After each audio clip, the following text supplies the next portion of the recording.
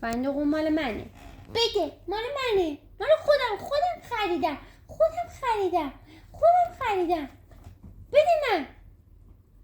خودم خریدم. ببرم بندازم آشغالی. بده مال منه. مال خودمه. لباس منه. بده. لباس کیه؟ این لباس کیه؟ لباس فندقه. کی خریده برات؟ کی برات اینو خریده؟ مال منه. مال خودمه. مال منه. بده لباسمو. میخوام بندازم آشغالی. فندق کی خریده برات لباس تو؟ از کجا برات خریده؟ ماماچو خریده؟ پوش بریم دده باش. بپوش بریم دده.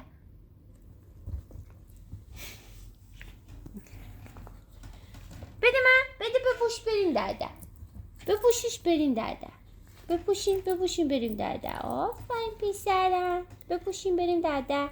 آره مال تو ماما. بپوشیم بریم دده. آفرین. نه دیگه دهن نباید بکنی. دهن بده. آستیناشو هم بپوش.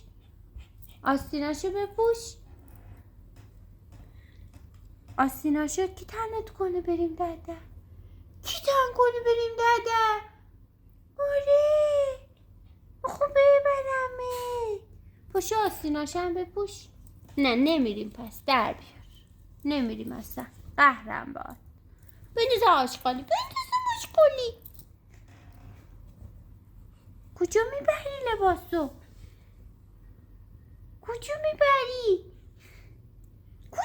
بیا اینجا فندق. بودو بیا اینجا خودم ببرمت پارک. ببریم پارک. میخوای بریم پارک؟